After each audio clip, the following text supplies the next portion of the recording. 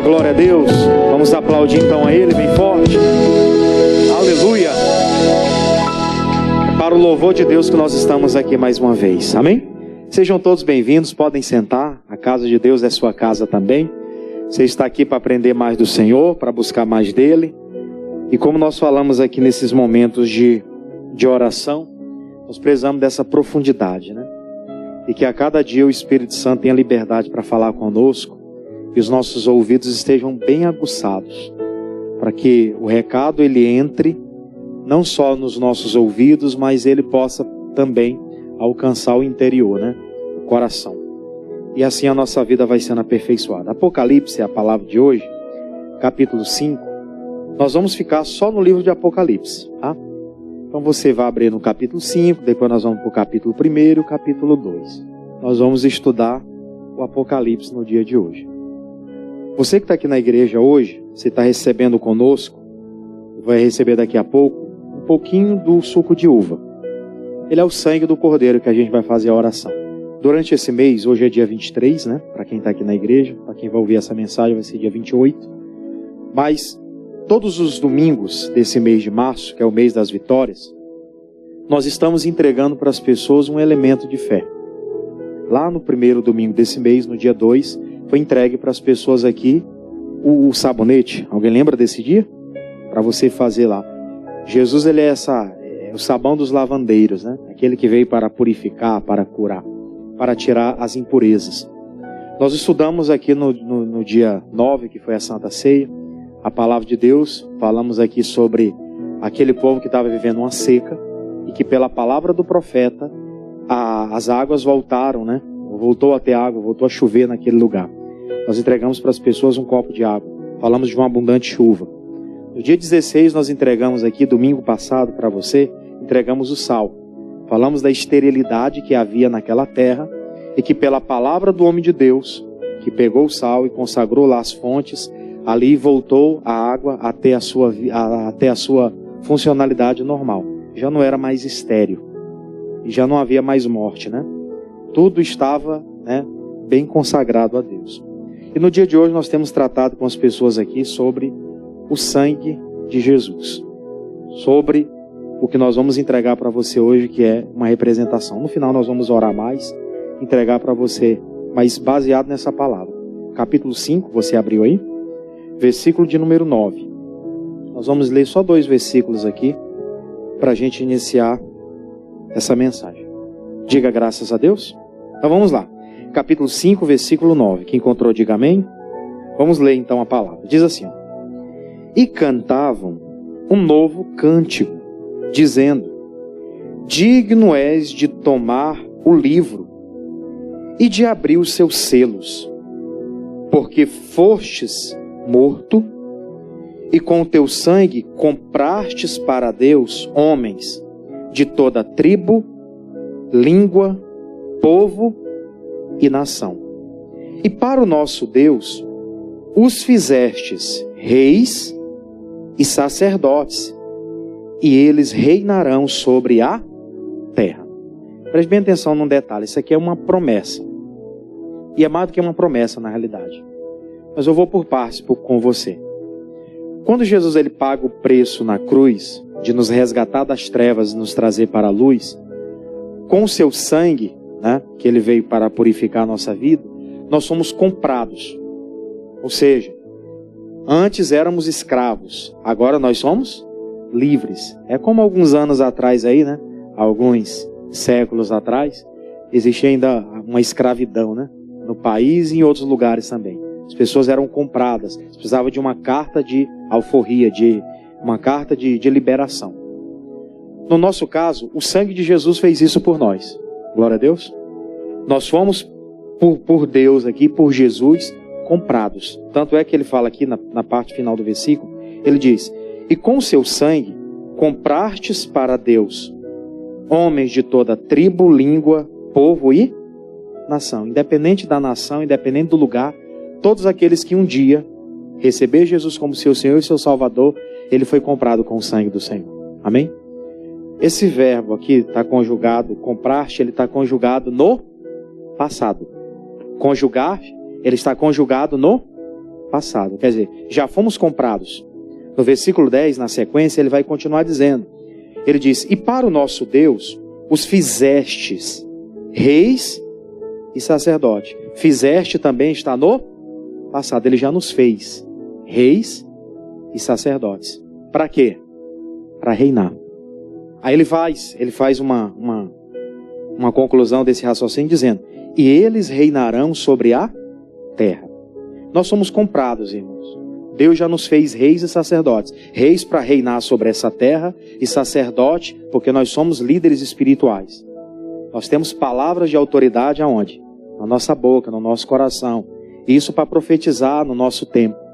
Para falar a respeito da nossa vida, para falar a respeito da nossa família, dos nossos projetos e etc. Então nós temos aqui esses dois verbos, fomos comprados e Deus nos fez reis e sacerdotes. E ele está dizendo, falando de um futuro que nós reinaremos com ele. Aí eu queria que você deixasse aqui marcado. E vamos ainda aqui no Apocalipse capítulo 1, porque tudo começou aqui. Apocalipse capítulo 1. Você está no capítulo 5? Volta um pouquinho. Capítulo 1. Eu vou ler com você a partir do versículo 4.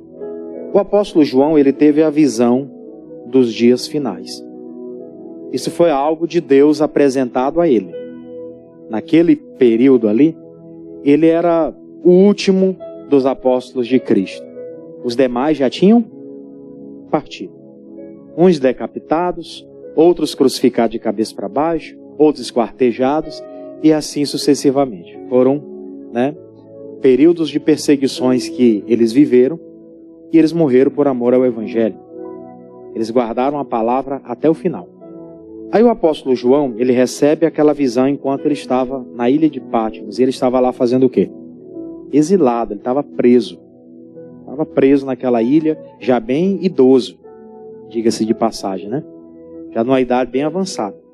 E aí ele tem aquela visão, o próprio Deus, na pessoa de Jesus Cristo, se apresenta a ele e vai falar sobre, pedir para ele relatar o que vai acontecer no futuro. E ele recebe aquilo de Deus e ele vai notificar. Aí vem o capítulo 1, versículo 4. Quem encontrou, diga amém. Facinho, né? Diz assim, João, e ele vai falar a quem? As 7 igrejas que estão na Ásia. Graça e paz seja convosco da parte daquele que é, que era e que há de vir. E dos 7 espíritos que estão diante do seu trono. E da parte de Jesus Cristo, que é a fiel testemunha, o primogênito dentre os mortos e o príncipe dos reis da terra. Aquele que nos amou e em seu sangue fez o quê? Nos lavou dos nossos pecados, olha o sangue aí novamente. Aí no 6 ele diz, e nos fez reis e sacerdotes para Deus e seu Pai. A ele glória e poder para todo sempre. Amém. Você percebe uma coisa comum aqui, nesses dois relatos que o apóstolo João teve. Um ele fala, nesse caso aqui, antes de ser revelada às 7 igrejas do Apocalipse, e o outro ele fala no capítulo 5, depois que aquela revelação foi apresentada à igreja. Ele fala que o sangue nos comprou e Deus nos fez reis e sacerdotes, antes de falar aquelas igrejas. E depois que ele conclui falando sobre todas aquelas igrejas, lá na frente ele fala novamente. Que Jesus, com o seu sangue, nos comprou e nos fez, ou seja, isso já aconteceu, a parte de Deus já foi realizada. E no final ele fala que nós reinaremos. Isso aí já é a nossa parte.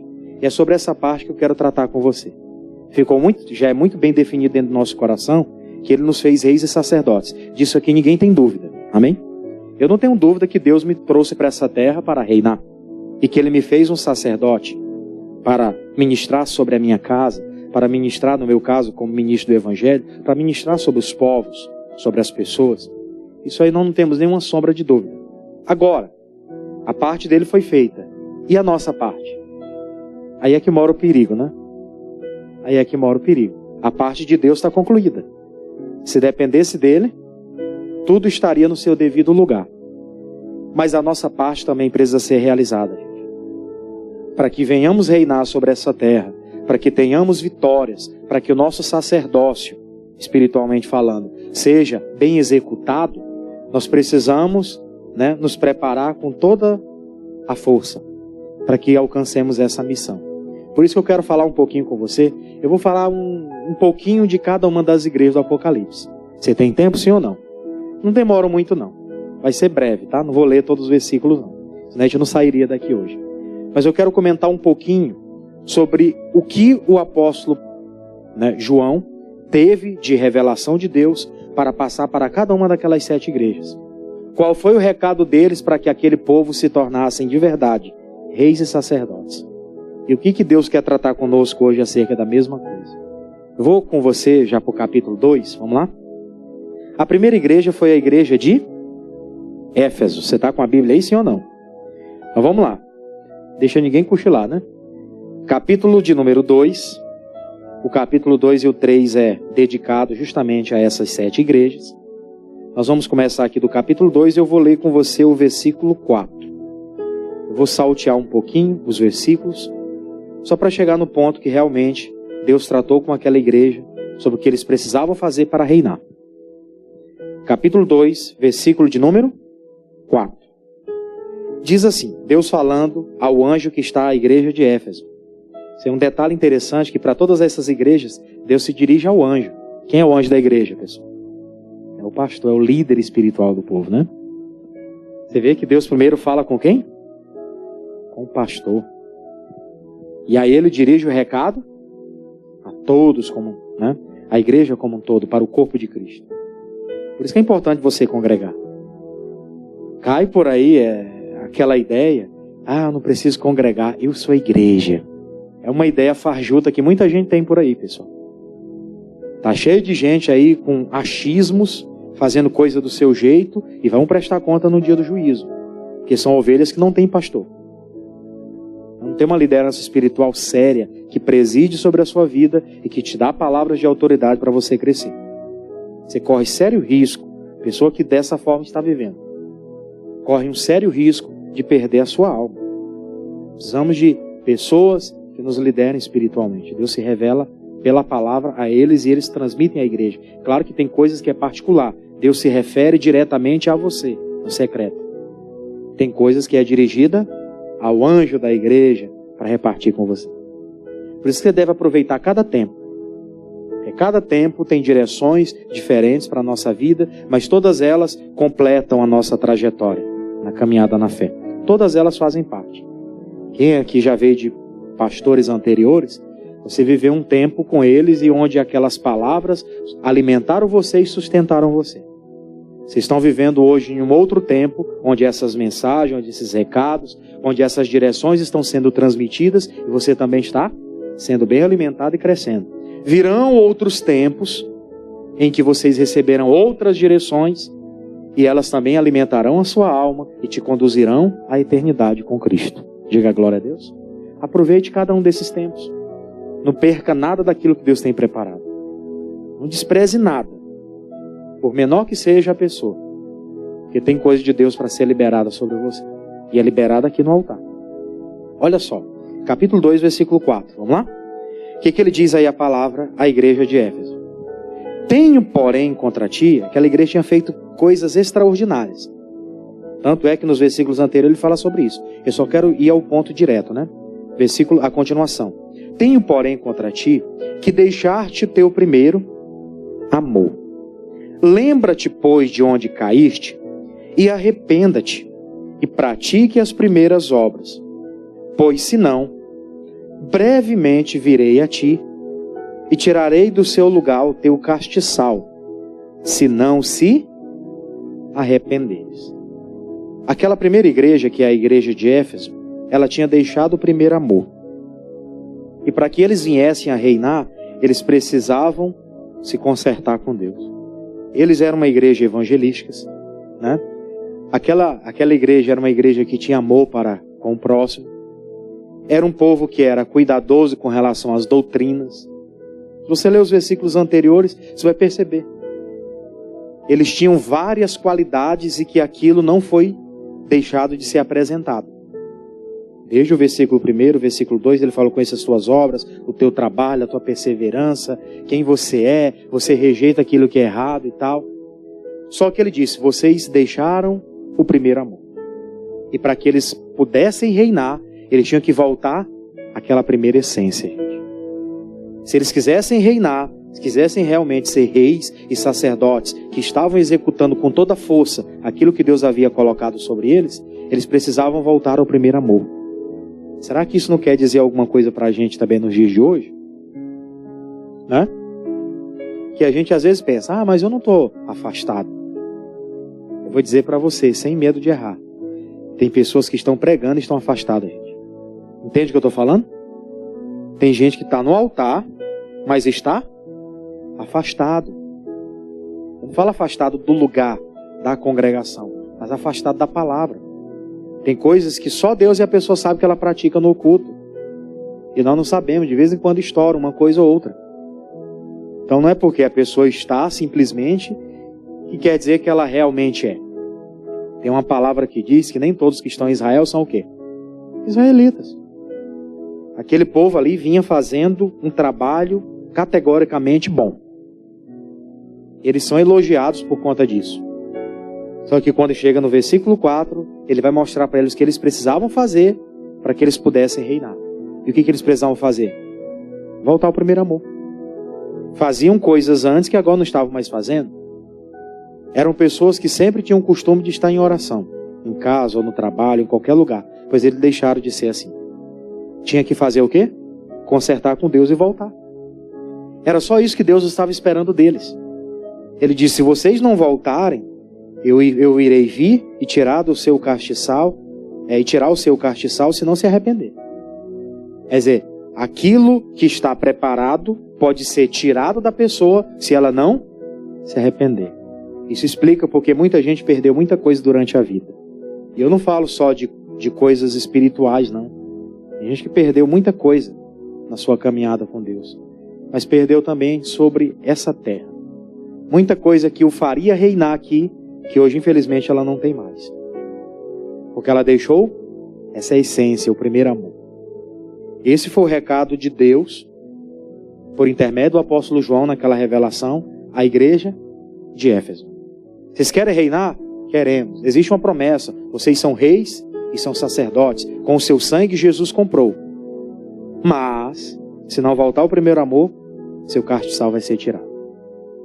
Aí ele vai um pouco mais à frente, ele vai falar com a igreja de Esmirna. Capítulo 2, versículo de número 10. Vamos lá. Capítulo 2, versículo de número 10.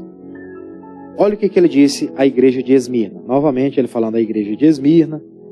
Falou que ele era o primeiro e o último, que estava morto e reviveu, conhecia as suas obras, de como ele passou por algumas situações. Ele vai falar no 10. Nada temas das coisas que há de padecer. Eis que o diabo lançará alguns de vós aonde? Na prisão, para que sejais tentados. E tereis uma tribulação de 10 dias. Ser fiel até a morte, e dar-te-ei a coroa da vida. Para aquela igreja, era uma coisa totalmente diferente daquela primeira. Para cada uma delas você vai ver que foi diferente. Por isso que a gente não tem que se comparar com as pessoas, né? Porque cada um tem uma trajetória diferente da do outro. Cada um vai ser medido por Deus da forma pela qual Deus vai medir. Ele tem a medida dele. Por isso que a gente não deve ficar medindo as pessoas. Desde que isso aí é a responsabilidade de Deus, né? Aí ele começa a falar com a igreja de Esmirna e começa a explicar para eles: olha, eu sei da tua luta, de como você tem sido perseguido. O que acontece? Aquela igreja, para que ela pudesse reinar de verdade, para que o sacerdócio deles pudesse ser confirmado, eles precisavam manter firme a sua postura. A única coisa, essa igreja aqui ela não tinha práticas pecaminosas que foi apontada. Pelo menos não tem nenhuma que foi apontada diretamente. Ele só estava dizendo: olha, vocês vão ser perseguidos, vocês vão passar por tribulações, mas faça uma coisa. Durante esse período de perseguição, durante esse período em que vocês estão sendo afrontados, façam o quê? Permaneçam firmes. Resistam. prevaleçam. Era a única coisa que aquela igreja precisava fazer para reinar. Pode ser o caso de algumas pessoas aqui. Pastor, não faço nada de errado. A minha vida, graças a Deus, está limpa. Eu posso publicar toda a minha vida. Eu posso pegar tudo que diz respeito à minha vida e apresentar aqui diante de todo mundo, porque eu não tenho nada que possa me acusar. Glória a Deus. Agora faça uma coisa.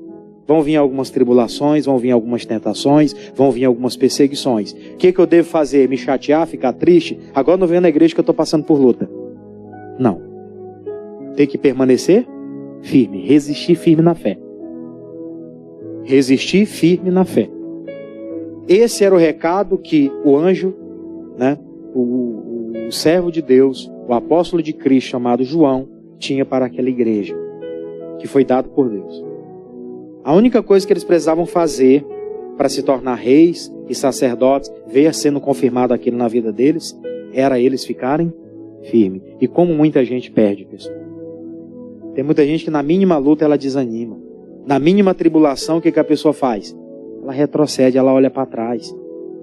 Tem gente que ela, até então, tinha muita coisa na vida dela, que não estava muito bem. Aí as coisas começaram a andar. Ela começou a crescer. E na proporção que a gente cresce, você pode se preparar também para os embates.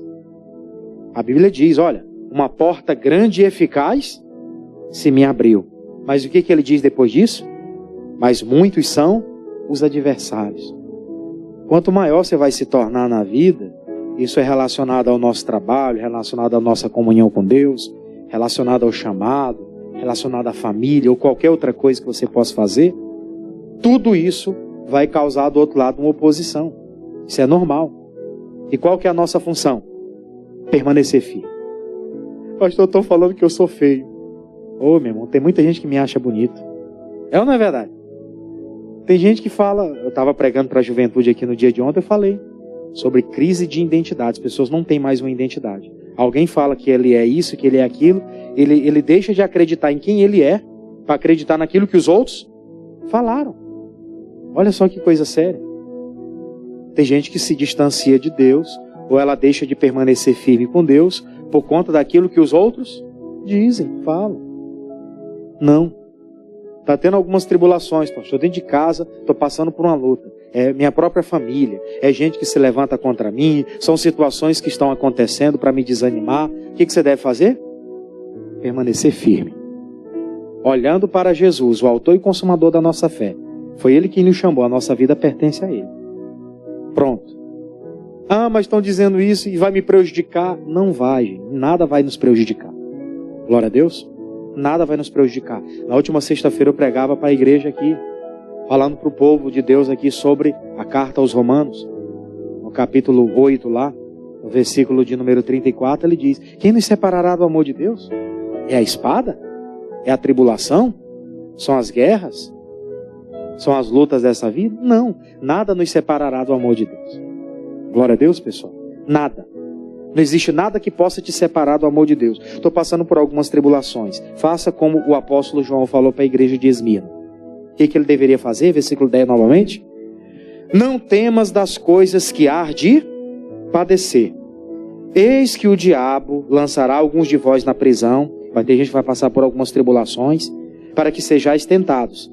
E tereis uma tribulação de 10 dias. Quer dizer, tem um tempo determinado. Vai acabar essa tribulação. Diga glória a Deus. Vai acabar essa tribulação. Aí ele diz: ser fiel até a morte, dar-te-ei a coroa da vida. Ser fiel, fica firme, vá até o fim, resista. Estou tão triste porque é tanta luta nessa vida. Resista firme. Lava o rosto aí das lágrimas que estava enfrentando, das lutas que estava enfrentando. Venha para diante do altar, presente a Deus, e Ele enxugará dos seus olhos toda lágrima. Amém, meus irmãos? Esse era o recado de Deus para a igreja de Esmirna. Qual que era? Fica firme. Fica firme. Glória a Deus. Assim você vai reinar. Aí vem a terceira igreja. Vamos avançar. Terceira igreja. Igreja de Pérgamo. Capítulo 2 ainda, né? Versículo 14. Vamos lá? Capítulo 2, versículo de número 14. Você está entendendo até aqui? O que ele falou que pelo sangue de Jesus eles se tornaram reis e sacerdotes? Mas tinha alguns pré-requisitos para eles alcançar aqui. Nada vem de mão beijada, gente. Olha só. Capítulo 2, versículo 14 de Apocalipse. Quem encontrou, diga glória a Deus. Versículo 14. Porém, umas poucas coisas tenho contra ti. Tinha muita coisa boa, né? Mas ele diz, tem poucas coisas contra ti. Porque tens lá os que seguem a doutrina de Balaão, o qual ensinava Balaque a lançar tropeço diante dos filhos de Israel, para que comessem dos sacrifícios da idolatria e se prostituíssem. Assim, tens também os que seguem a doutrina dos nicolaítas, o qual eu os aborreço. 16. Arrependa-te, pois, quando não, em breve virei a ti, e contra eles batalharei com a espada da minha boca. Aquela igreja de Pérgamo, ela era uma igreja que precisava se arrepender das práticas que eles concordavam. Dentro daquela igreja se infiltraram pessoas que tinham as mesmas obras de Balaão, a mesma conduta lá dos nicolaítas, né? O nicolaíta era aquele que era lá, existia um cristão na época lá, um dos discípulos de Cristo. Não era um dos principais discípulos, mas era um discípulo que era seguidor, chamado Nicolau. Esse homem era aquele que, de uma certa forma, ele pegava lá de alguém e passava para os outros e tinha aquela pinta de bonzinho, né? Para querer se sair por cima, o nicolaíta. Aí ele tinha lá aquelas obras do nicolaíta, as pessoas que subtraíam dos outros para dar para outro, para mostrar um ar de piedade, de caridade para com o próximo. Subtraía de algum lugar, passar para o outro. Balaão foi aquele lá que quis colocar o Balaque contra as pessoas de Deus. Obras que eles praticavam e que aquelas pessoas estavam inseridas dentro da igreja e eles não cobravam. A mesma coisa acontece hoje, pessoal. Por isso que não fique chateado com os líderes da igreja, não fique chateado com o pastor, porque o pastor ele tem essa responsabilidade de chegar aqui e falar as verdades, e se ele conhece ou não a prática de alguém, ele vai falar, independente da pessoa estar aqui ou não. Glória a Deus, gente. Não é para julgar a pessoa, é para abrir os olhos das demais. Diga glória a Deus. Para que não tenha tal prática na sua vida. Aquela igreja, eles concordavam com algumas obras que estavam sendo praticadas lá. E como é que eles concordavam, pastor? Em não expulsar, em não coagir, em não cobrar aquilo. Por isso que aqui na igreja a gente fala, eu vou ficar careca de falar isso. Careca não, tá amarrado. Eu vou ficar velho, né? Velho. Eu não quero ficar careca não. Nada contra os careca, meu pai é careca, né? Nada contra, gente. Não interprete mal, porque tem alguns irmãos que já são meio calvos, não me interprete mal, pelo amor de Deus, né? O irmão ali também, não fique chateado comigo, não. Mas o tempo vai passando e a gente sempre fala dentro da igreja. Pessoal, morar junto é fornicação. Se você quer estar do lado de alguém, faça o quê? Case-se.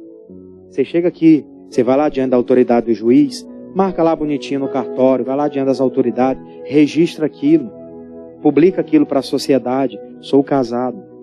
Vem aqui diante do altar, pastor, eu queria que o senhor abençoasse, aqui eu e minha esposa, nós casamos recentemente. Não precisa fazer festa para ninguém não.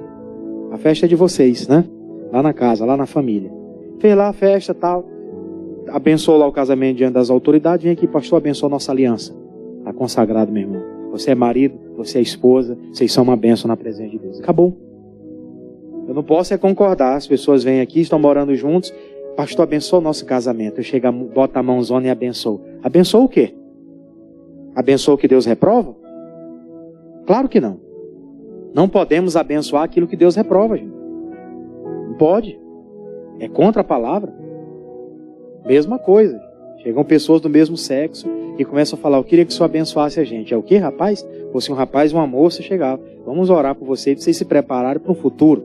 Vão se organizar, vão casar bonitinho, tudo na bênção de Deus. Amém? Tudo certinho. Agora chegam 2 homens, 2 mulheres, vamos querer que o senhor abençoasse. Abençoar o quê? Isso aí não é bênção, não, isso é maldição. Isso é maldição. Ah, mas a sociedade não importa, o que importa pra gente é a palavra. Glória a Deus. Isso aqui é a via de regra, esse aqui que vai me levar pro céu, não é a sociedade. Me desculpe, tem uma sociedade que quer lascar com a gente.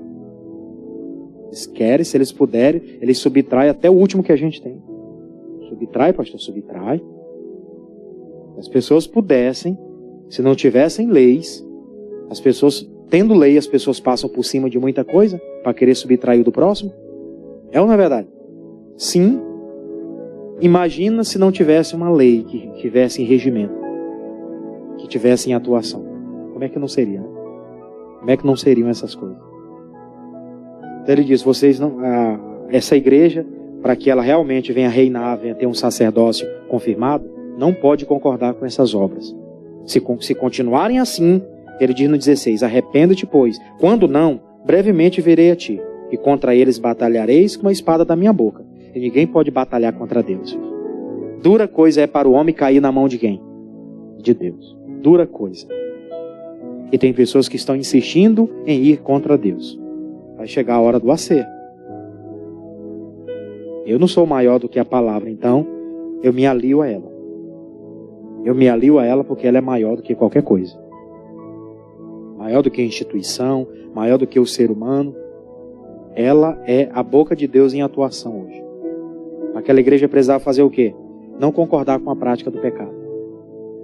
Tem coisa errada acontecendo na família, você tem que ir lá e conversar com as pessoas. Tem coisas que você não vai se meter, deixa lá e fica só de longe orando. Mas tem coisas que se chegar até você, você tem que ter a sua palavra. Glória a Deus. Se te dão liberdade, vai lá e fala. Se não dão liberdade, você não entra. Eu sou assim. O pessoal da minha família me pergunta alguma coisa, aí eu abro a palavra e falo. Se não me perguntar, eu deixo lá, eu fico de longe orando. Deus tenha misericórdia e desperta. Desperta. Eles não me pediram nenhuma opinião. Eu tenho certeza que eles já sabem quem eu sou e qual será a minha opinião, então eles não vão me perguntar. Mas se me pedir opinião, eu vou falar toda a verdade. Está errado. Não vou concordar com isso aí. Porque se eu concordar, eu sou co-participante com ele daquele pecado. Gente. E é isso que a gente tem que entender. A maioria de nós aqui tem filhos, né? O meu ainda são criancinhas. Mas vão crescer. Estava olhando eles brincando aqui ontem, pulando, o jovem louvando aqui, eles vieram, estavam louvando aqui o pequenininho, e eles louvando aqui, dançando. Eu digo, meu Deus, está com 5, o outro vai fazer, tem 2 agora. Daqui a pouco está com 12 e o outro com 15. São 2 adolescentes na igreja. Né? Tem que ter uma estrutura boa para estar cobrando. Ah, porque a menina chegou, ela tem um namoradinho, eles querem ir lá para casa. Não vai coisa nenhuma. Amém, gente? Por que tem gente que concorda com isso? Ah, é melhor namorar aqui, pastor, do que namorar na rua. Porque se não namorar aqui, vai namorar na rua. Tá cheio de pais assim que não tem autoridade em casa, os filhos sofrem, eles sofrem junto. Pois tá aí. Mulheres novas cuidando de neto. Pastor, você é contra isso? Sou contra.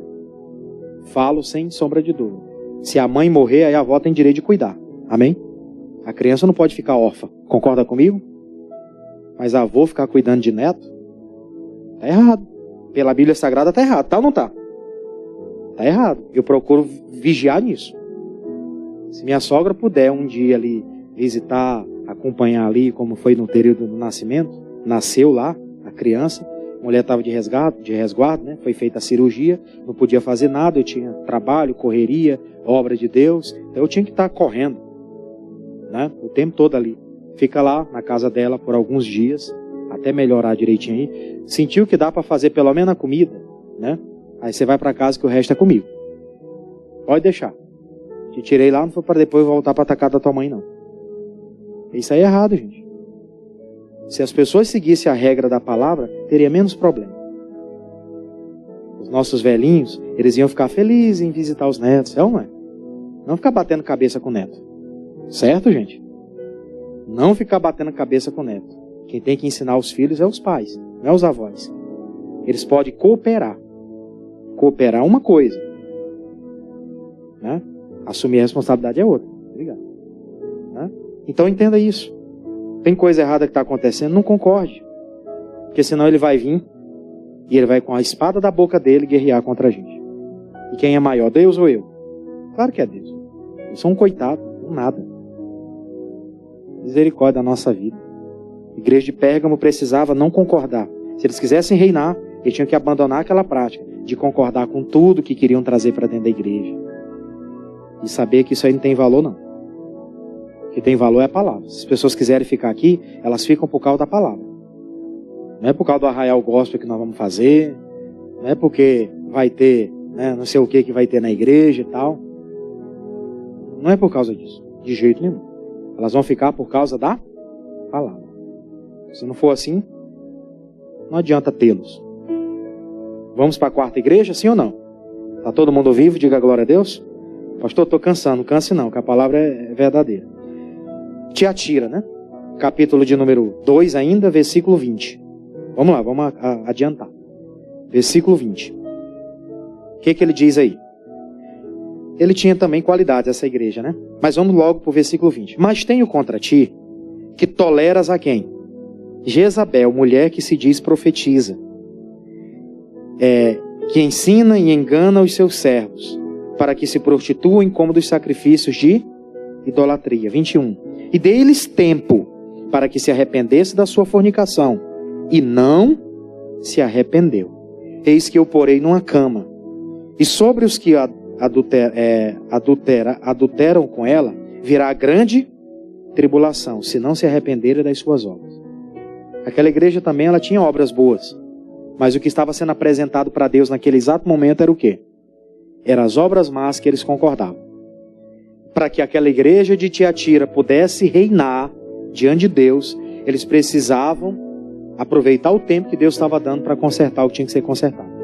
Você sabe que Jezabel era profetisa de Baal, filha de Etibaal, né? Ela estava ali e fez a pior das desgraças em Israel. O Acabe, o marido dela, foi um rei frouxo. E durante aquele tempo, eles sofreram muito. Que as idolatrias que foram colocadas em Israel, fizeram Israel cair por muitas vezes diante dos inimigos.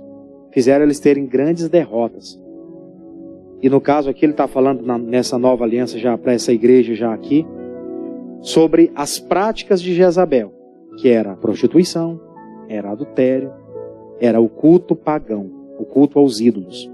E que aquela igreja estava concordando com aquele tipo de prática.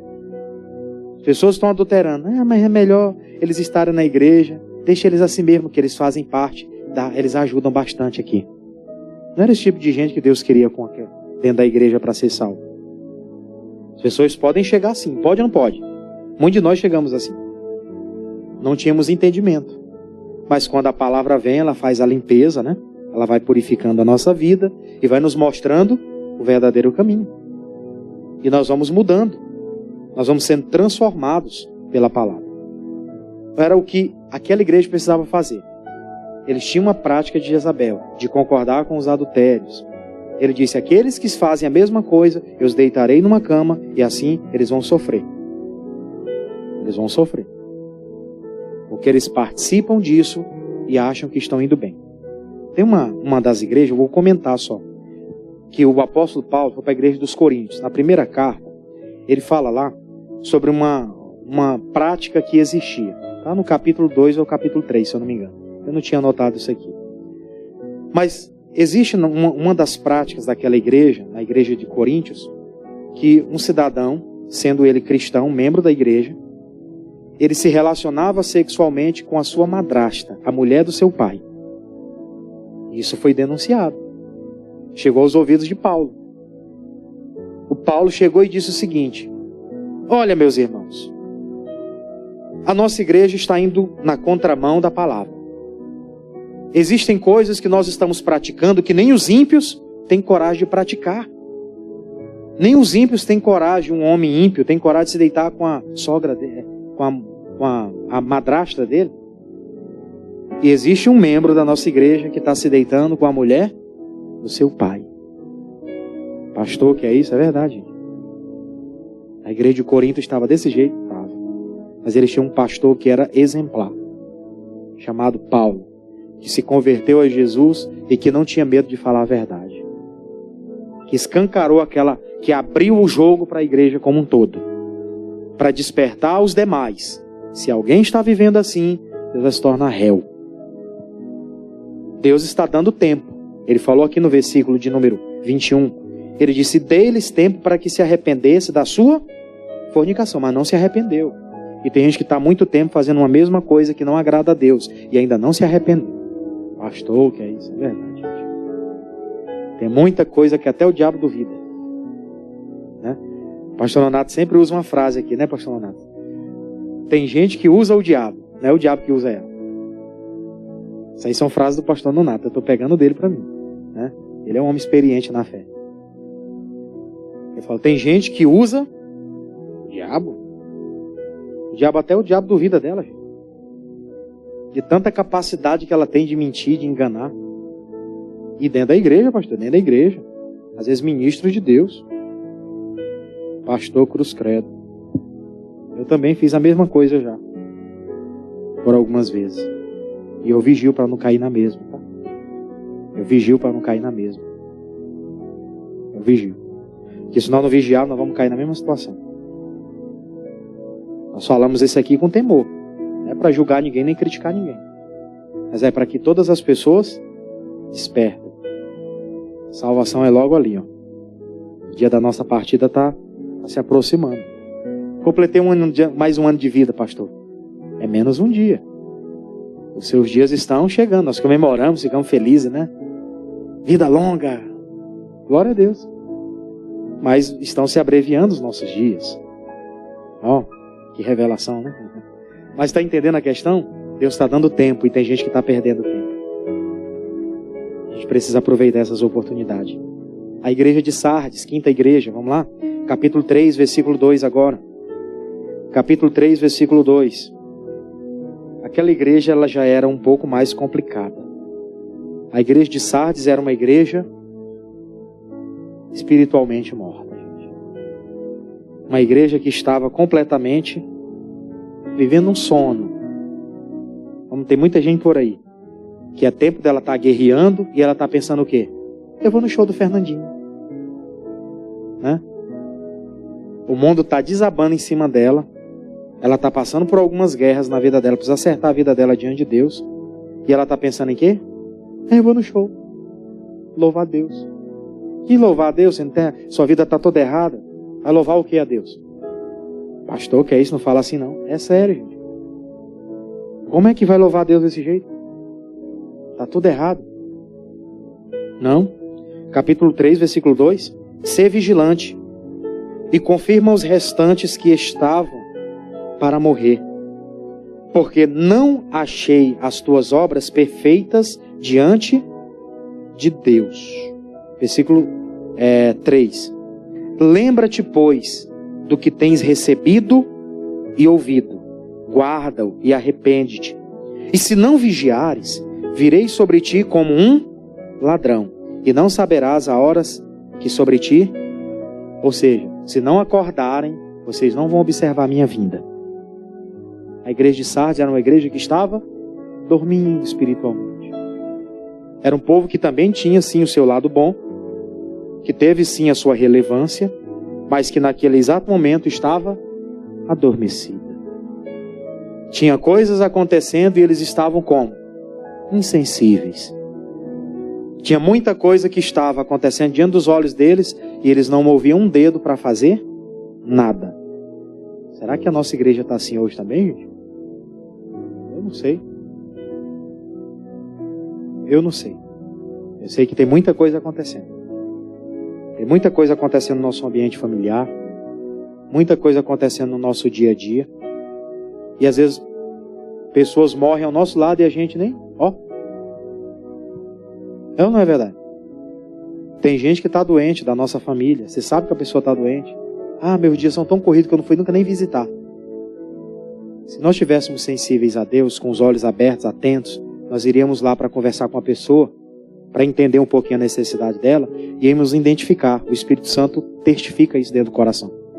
Ele mostra, essa pessoa não vai viver. E aí ele trabalha no seu coração para você fazer um apelo, para você convidar a pessoa para um momento de oração, para uma reflexão acerca do que aconteceu durante a vida. Mas porque está dormindo? Morreu. Aí chora. É aquele sofrimento todo. Lá no dia do funeral está lá em cima do caixão. Tu não vai ser enterrado. Não vai ser enterrado. Já morreu, vai ter que ser enterrado. Não tem jeito. Entende?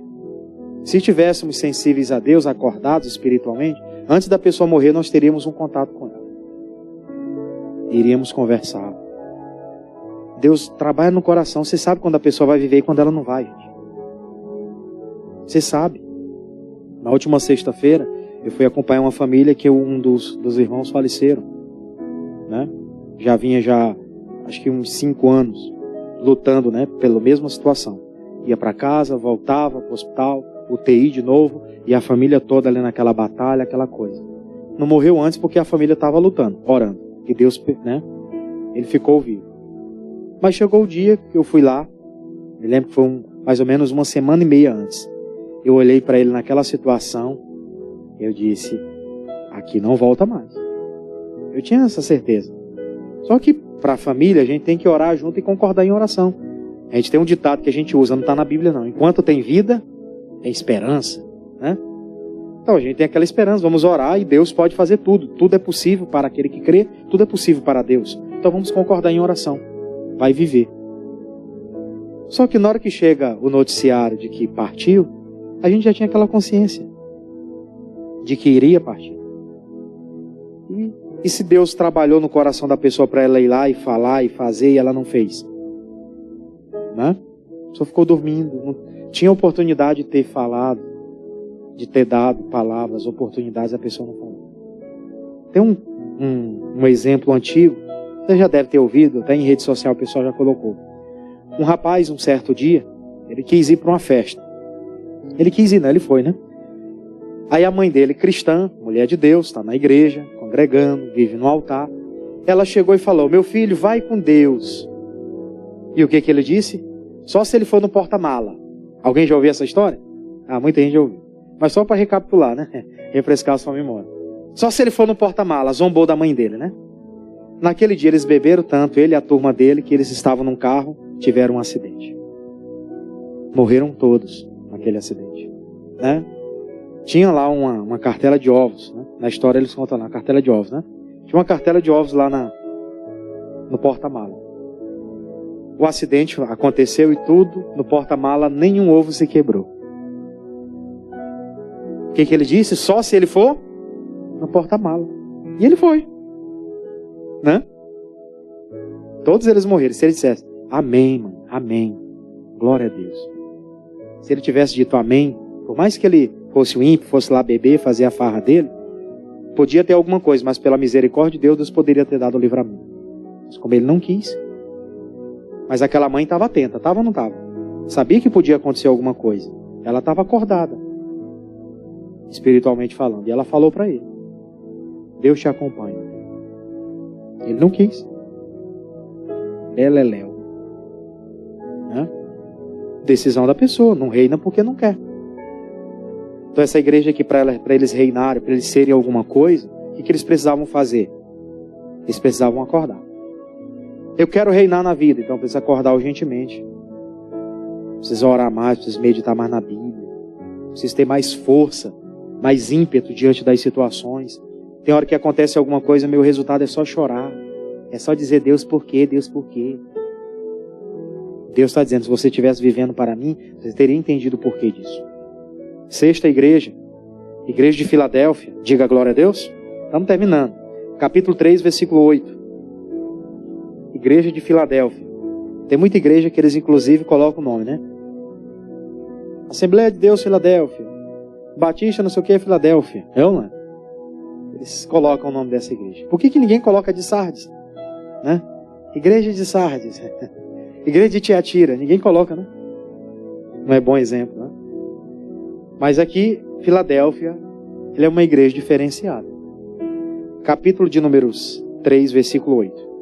Eu sei as tuas obras, e eis que diante de ti pus uma porta aberta, e ninguém pode fechar. Tendo pouca força, guardar-te a minha palavra e não negar-te o meu nome. Eis que eu farei aos da sinagoga de Satanás, aos que se dizem judeus e não são, mas mentem, eis que eu farei que venham e adorem prostrados aos teus pés, e saibam que eu te amo. Porque guardastes a minha palavra, a palavra da minha paciência, também eu te guardarei da hora da tentação que há de vir sobre todo o mundo, para tentar os que habitam na terra. Eis que venho sem demora. Guarda o que tens, para que ninguém tome a tua coroa. Aquela igreja é bem parecida com a igreja de Esmirna. A igreja de Esmirna precisava fazer o quê? Resistir. Resistir. Já vi até que tem algumas igrejas que botaram o nome de Esmina, né? E Filadélfia você vê bastante. Eles só precisavam resistir. No caso deles aqui, eles só precisavam guardar com paciência a coroa. Porque durante toda a vida, aquela igreja tinha guardado a palavra com paciência. Tinha algumas tribulações, pois eles estavam pacientemente resistindo. Tem algumas crises para resolver, pois eles iam lá, resolviam as crises de forma paciente. O que é paciência? É esperar com paz. É esperar em paz. Passando por algumas lutas, e eu creio que Deus vai me dar a vitória. Quando vai acontecer? Eu não sei. Eu sei que eu estou esperando em Deus e estou com paz no meu coração. Uma hora dessa, Deus me visita com a vitória completa. Glória a Deus, gente. Uma hora dessa, Ele completa a obra que precisa ser completada na minha vida. Eu estou fazendo e estou no caminho certo. A única coisa que essa igreja precisava fazer era só continuar esperando com paciência. Glória a Deus. Última igreja, igreja de Laodiceia. Capítulo 3, versículo 15. Capítulo 3, versículo 15. Eu sei as tuas obras, que nem és frio, nem quente. Quem dera foras frio ou quente. Assim porque és morno e não é quente, vomitar-te-ei da minha boca. Essa igreja aqui era uma igreja que era fria, era morna na fé. Era uma igreja que já não influenciava mais. Não tinha mais poder de influência na sociedade. A gente ora, irmão, para que a nossa igreja, ela ainda tenha alguma influência nessa sociedade. A igreja de Cristo aqui na terra, ela é a última porta moral para essa sociedade que nós estamos vivendo. Se não fosse a igreja, se não fossem os cristãos, se não fossem as pessoas de Deus que deram a cara para bater, que assumiram posições de autoridade lá, a sociedade já estava um caos pior do que é atualmente. Pior do que é atualmente. Mas por quê? Porque teve gente fervorosa que se levantou. Tem muita gente que critica aí muitos políticos. Esses políticos, não sei o quê, dizem que todo mundo é ladrão. Né? Só que as pessoas, elas não entendem que lá precisa ter gente de Deus. Amém, pessoal? Precisa ter gente de Deus. Por que tem leis hoje que nos resguarda de determinadas coisas? Porque tem cristãos lá que elaboraram. Tem pessoas de Deus lá que se levantou, que não foram frios, que entenderam que podiam chegar, que tinham esse chamado e que assumiram esse compromisso, que estão dando lá a cara para bater. Eu admiro. Porque, assim, apesar de eu ter nome de político, né? Eu não sou político, não. Eu sou mais dado ao evangelho mesmo, né? Meu pai é porque gosta muito de política, até hoje ele gosta, né?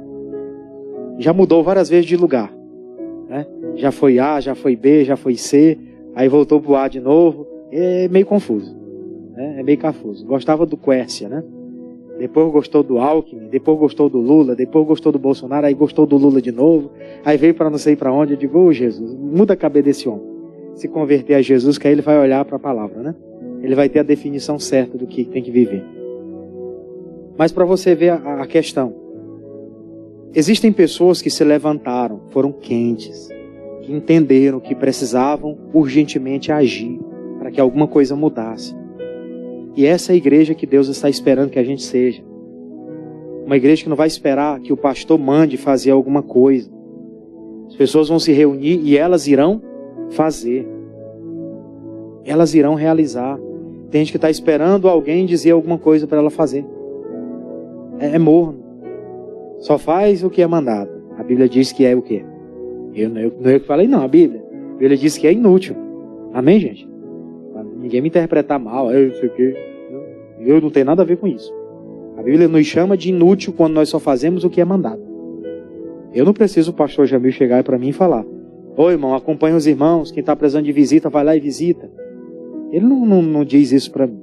Eu entendo que tem caso que a pessoa pede, fala comigo, já acompanho o caso, já atendo. Então, automaticamente eu só digo depois: pastor, tal hora eu tenho que ir em tal lugar, é o irmão ciclano que eu vou visitar, fazer uma oração. É assim, assim, assado. Estou acompanhando o caso. Amém. Ele não precisa mandar eu ir. Existem alguns casos que dizem, não é possível eu ir, vai lá você. Aí eu vou debaixo da autoridade. Glória a Deus, gente.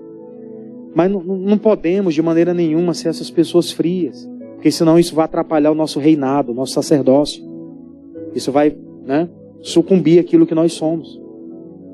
Deus paga Jesus pagou com seu sangue todo esse preço para que a gente não fosse exemplo em nada, não tivéssemos reinando como Ele queria que reinássemos. Queria que você guardasse essa reflexão no coração hoje, sobre tudo isso aqui que a gente leu. Ele nos fez reis e sacerdotes. Isso Ele fez. Ele disse, e reinarão. Esse reinar vai depender disso aqui. Para essas 7 igrejas, cada uma teve o seu posicionamento diferente. O que eles precisavam eram coisas diferentes. No nosso caso, hoje, nós sabemos o que nós precisamos fazer para reinar em vida e para ser esse sacerdote que fala e que no mundo espiritual a sua voz tem autoridade. E eu quero orar com você em cima dessa palavra hoje. Amém? Que nós tenhamos preparado o nosso coração para desfrutar de tudo que o Senhor quer para a nossa vida. Diga glória a Deus. Então vamos aplaudir Ele então, bem forte. Amém?